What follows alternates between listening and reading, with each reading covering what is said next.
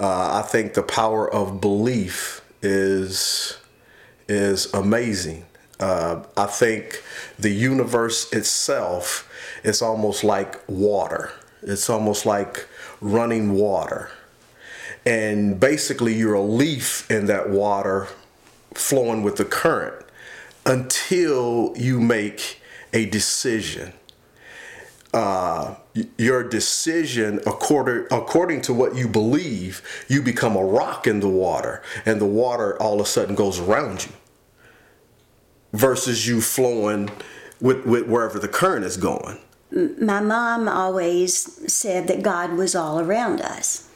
And that's how I grew up believing, and I still believe. And there's a religious leader named Marcus Borg. I heard him say that we are like fish in an aquarium, and everything, the water all around us, everything is God. Within you there is God. Within her there is a God. If I think that way, then why I should have a bad feeling or conflict with you? But yes, you may not believe what I believe, but that's your own personal thing. But I won't have that harsh feeling toward you.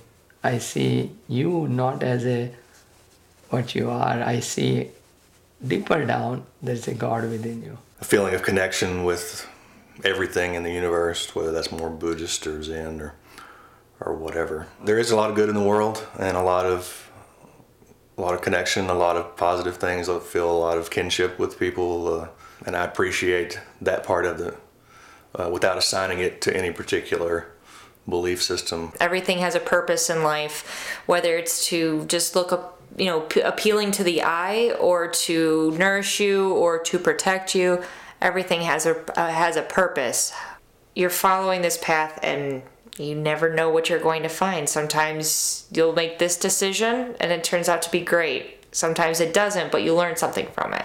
Well, I think you should be a good person inside. You should, treat people well and have respect for them, and, hopefully they'll do the same thing in return for you. Most people inside are pretty much generally good, and, it's up to you to live a good life. Now, I believe that God is the ultimate of unconditional love and unlimited forgiveness, and a wonderful counselor.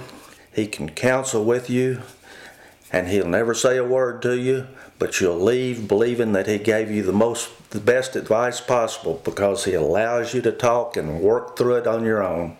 When I was in my mid-20s, my dad had passed away from an illness, and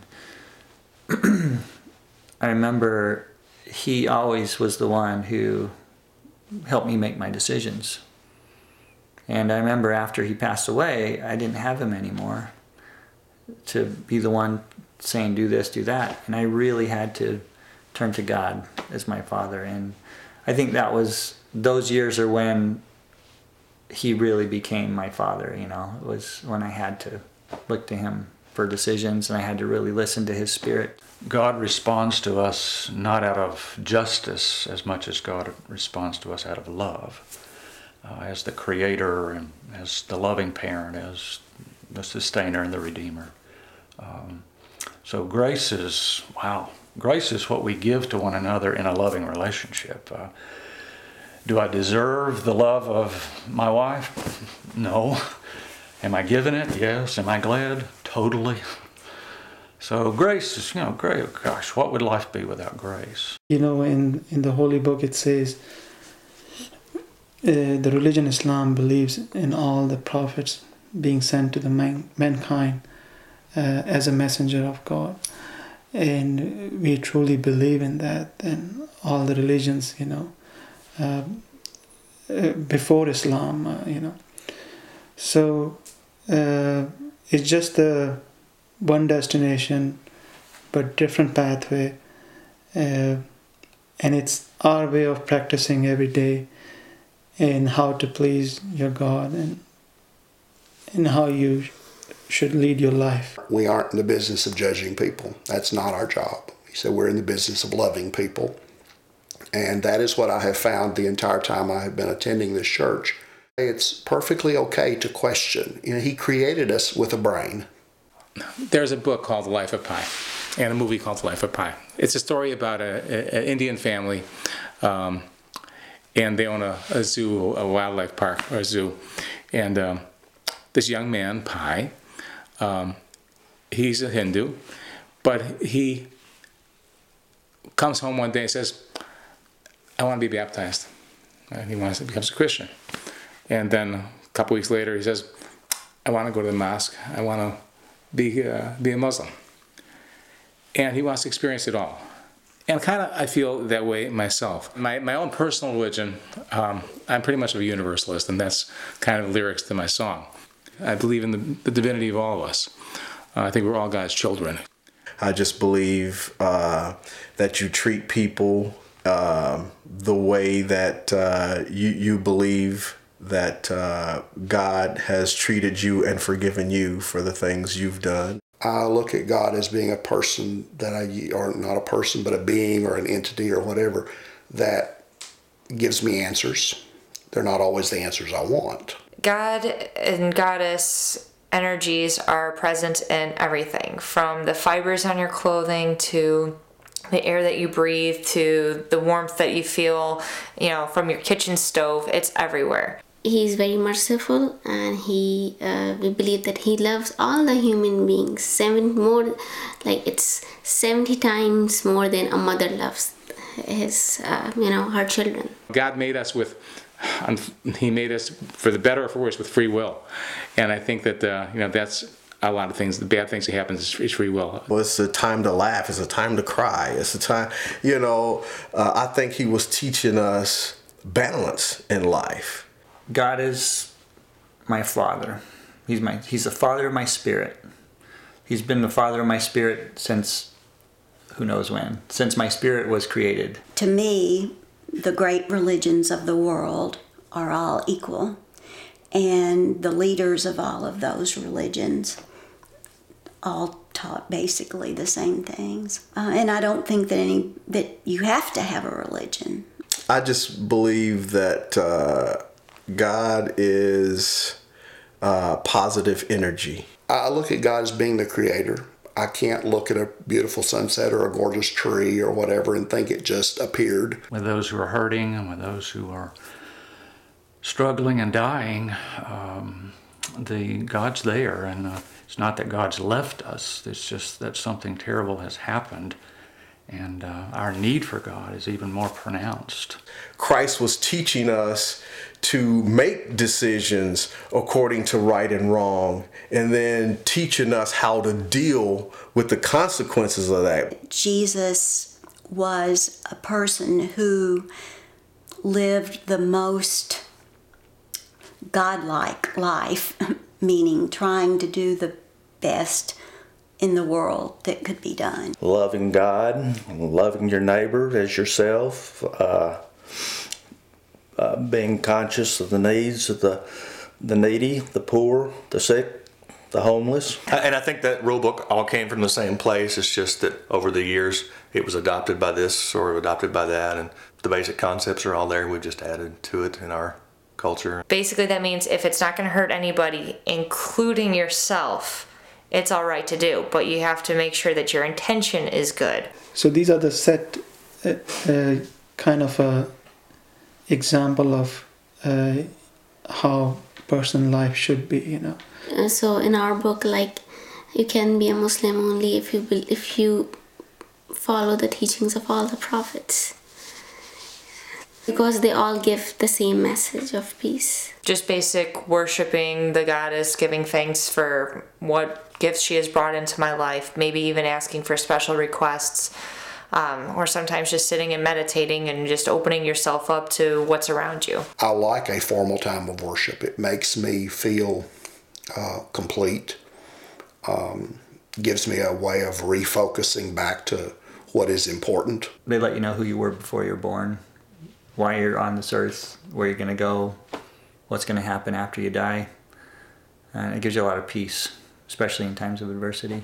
I believe that the church is within sight of each one of us. How we live our life may be the only Bible people read. It gives me a sense of going on this journey with other people. My wife had some serious health issues. She was diagnosed with breast cancer at the age of 30 and battled cancer for 11 years before finally succumbing. The interesting thing about that is that as the sicker she got, the greater her faith grew, while mine lessened. She was never, why me, or why is this happening, or that questioning of it. I was the one out in the yard shaking my fist at the sky and really down on the whole process. It basically strengthens you from inside. Whatever happens between the prayers, if you follow each prayer regularly, anything you have done wrong, it will be forgiven, you know. So you just kind of stay in connection with God and trying to stay in a straight path. The primary purpose of prayer is to express thankfulness and appreciation. I believe there's God within you. There's a God in her. Even there's God in this couch and pillow. That's very broad concept you have to understand. It's not easy. And to put in practice and follow, that's very tough. A spell is nothing more than a physical prayer. It's a way to manifest your desires into something physical. Prayer is just a time of being able to talk with someone that is more important and in control of things than am I. I think doubt is a healthy thing. I think without doubt you can't have faith. The Bible tells us that, you know, God won't put more on you than you can bear. But I think we put more on us than we can bear. Faith gets shaken, I think, if you're honest, quite frequently. It's a matter of being still long enough to see God again and to understand God in the midst of whatever set of circumstances we're in.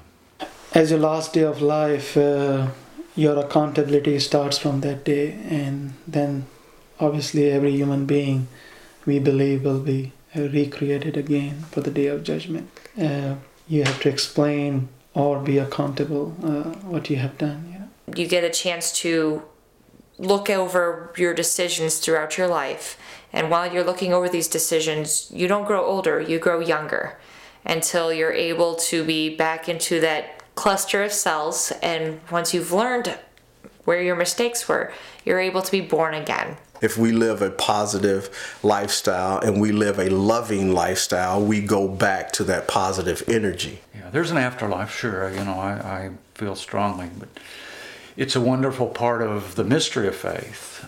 But plain and simple, in my estimation, it's eternity with God, whatever shape or fashion that may be. You know, that's another reason why you should try to be a good person and, you know, leave a really good impression about yourself and behind when you do go, because really that's all that's going to be left. Well, my mother always said too that heaven was the way people thought of you on earth. And if people thought of you as a good person and a kind person, that was heaven. I see Tina every day. And she visits a lot, and I see her and my daughter, and see her and people that she's touched. So I don't necessarily have to wait to find her again. My inner being is in this shell.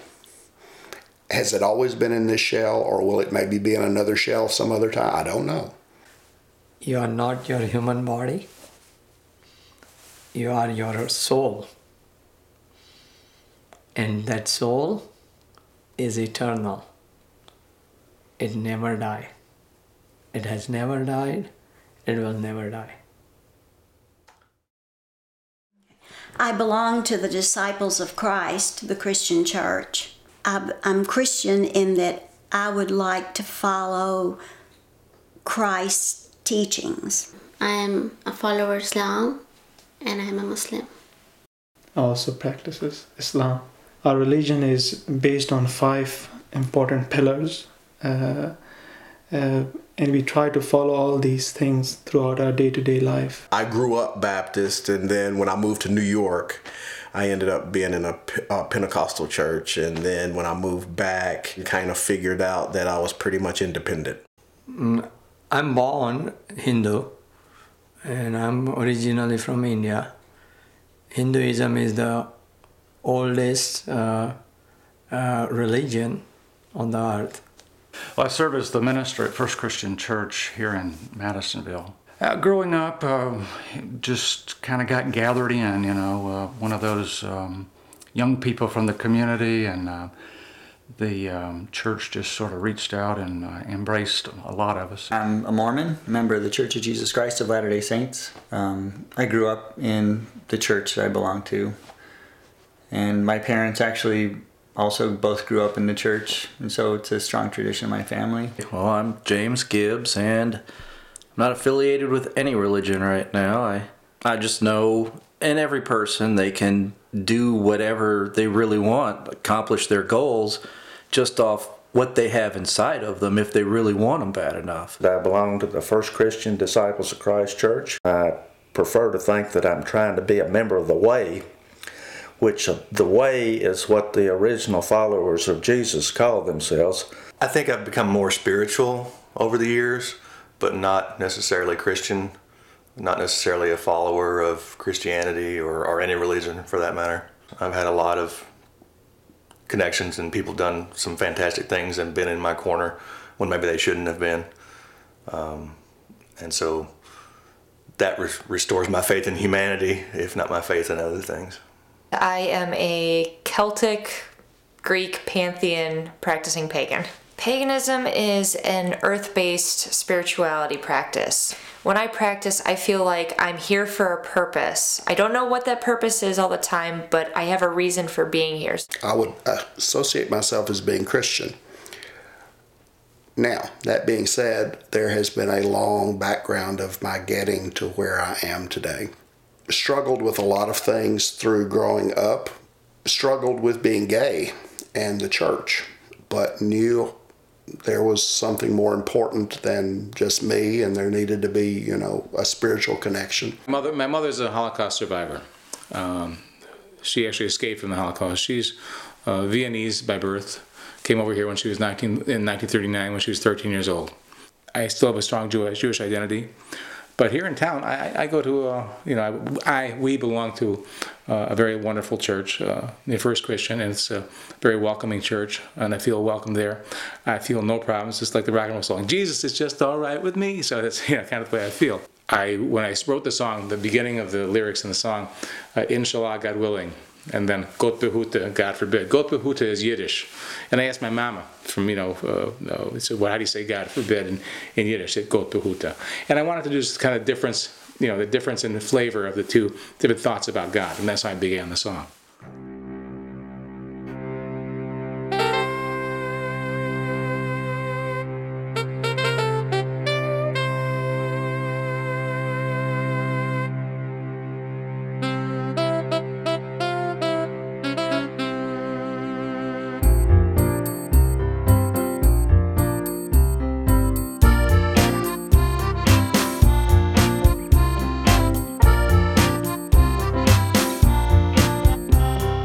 Inshallah, God willing, God forbid. Inshallah, God willing, God forbid. Inshallah, God willing, God forbid. Inshallah, God willing, God forbid. Yahweh takes no prisoners, Allah has no favorites. He loves the weak and injured, the liars and the hypocrites. Does God respond to prayer? Or is it with indifference? Does he love the just and fair? Or does he laugh at penitence? Jesus is my Savior, but there is God in everyone. We are all His children, we are all God's sons. Hey. Come dance with God.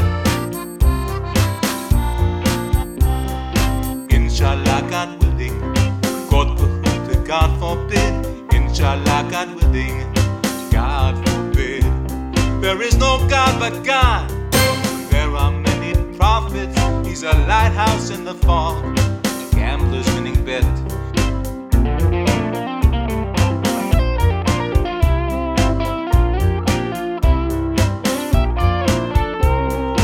with a mighty hand.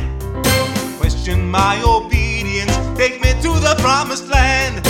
God forbid, we are all the chosen. Everybody sing it. Avinu Malkeinu, our Father, our King. Is God alive? Is He a product of our own design? We used to cope with uncertainty in time. Only your heart can tell. Only your heart can tell. We are the seed of Abraham. We are all the seed of Abraham. We're all part of God's eternal plan. We sow the seed of Abraham. Plant the seed and let love grow.